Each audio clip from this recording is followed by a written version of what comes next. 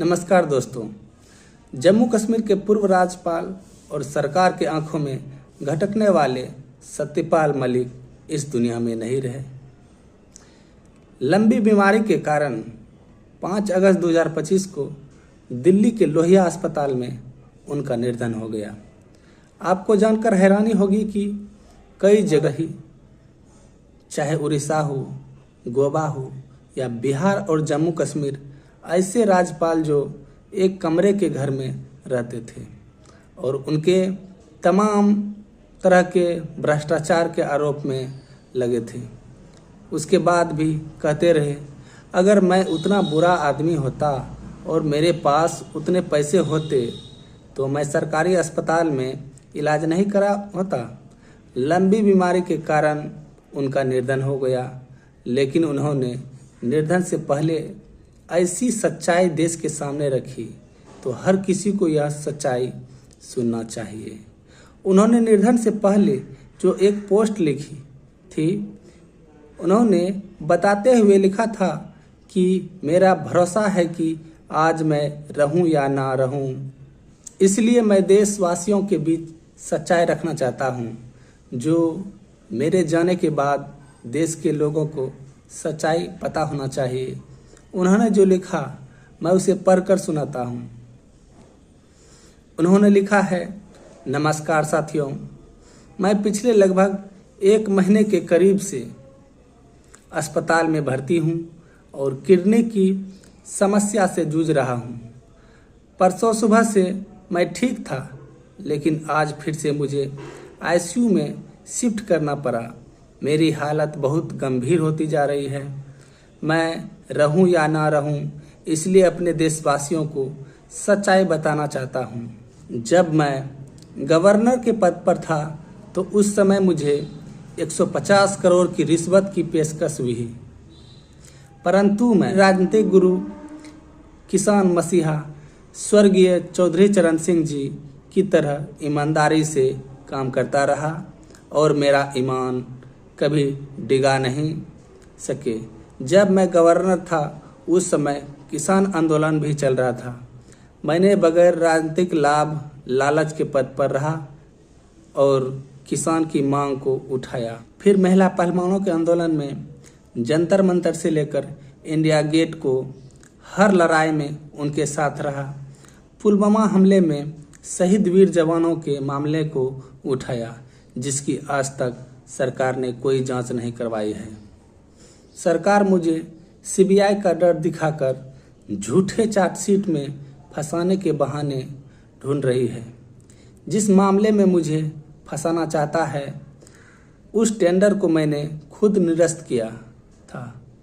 मैंने खुद प्रधानमंत्री जी को बताया था उस मामले में करप्शन है, और उन्होंने बताने के बाद मैं खुद उस टेंडर को कैंसिल किया था। कैंसिल होने के बाद, मेरा तबादला होने के बाद किसी अन्य के हस्ताक्षर से ये टेंडर पास हुआ। मैं सरकार को और सरकारी एजेंसियों को बताना चाहता हूँ कि मैं किसान का काम से हूँ। मैं ना तो डरने वाला हूँ और ना ही झुकने वाला। सरकार ने मुझे बदनाम करने में पूरी ताकत लगा दी है। अंत में मेरा सरकार से और सरकारी एजेंसियों से अनुरोध है कि मेरे प्यारे देश की जनता को सच्चाई, आपको छानबीन में कुछ मिला क्या? हालांकि सच्चाई तो यह है कि 50 साल से अधिक लंबी राजनीतिक जीवन में बहुत बड़े बड़े पदों पर देश सेवा करने का मौका मिलने के बाद आज भी मैं एक कमरे के मकान में रह रहा हूँ। और अगर आज मेरे पास दौलत होती तो मैं प्राइवेट हॉस्पिटल में इलाज करवाता। सत्यपाल मलिक, पूर्व गवर्नर। तो ये संदेश जम्मू कश्मीर के और तमाम राज्यों के पूर्व गवर्नर रहे सत्यपाल मलिक ने देशवासियों के सामने बात रखी है। यह संदेश है कि सच्चाई है, वे चाहते हैं कि देशवासियों को जाने और लोग उसे भ्रष्टाचार नहीं समझे। जिसके ऊपर आरोप लगता आ रहे हैं, तमाम जांचें उस पर लगते आ रहे हैं, लेकिन क्या निकला खुद पूछना चाहता है। दोस्तों, सत्यपाल मलिक चले गए, लेकिन तमाम सवाल छोड़ के गए, जो आज भी जानना चाहता है कि आखिर वे पुलवामा हमले के बारे में सरकार को बताया तो फिर जांच क्यों नहीं कराई गई। उन्होंने सरकार के सवाल पूछी, लेकिन कोई जवाब सरकार के पास नहीं है। उनके 5 ऐसे अहम बयान जो हर किसी को याद है। मैं दोबारा उसे 5 अहम बयान आपके सामने रखता हूँ। पहला बयान यह है, 2 नवंबर 2021 पुलवामा अटैक के वक्त प्रधानमंत्री Narendra Modi Corbett national park में अपनी शूटिंग करवा रहे थे। बाहर आकर प्रधानमंत्री ने एक ढाबे से फ़ोन कर मुझे पूछा, सत्यपाल मलिक क्या हुआ? मैंने कहा, ये हमारी गलती से हुआ।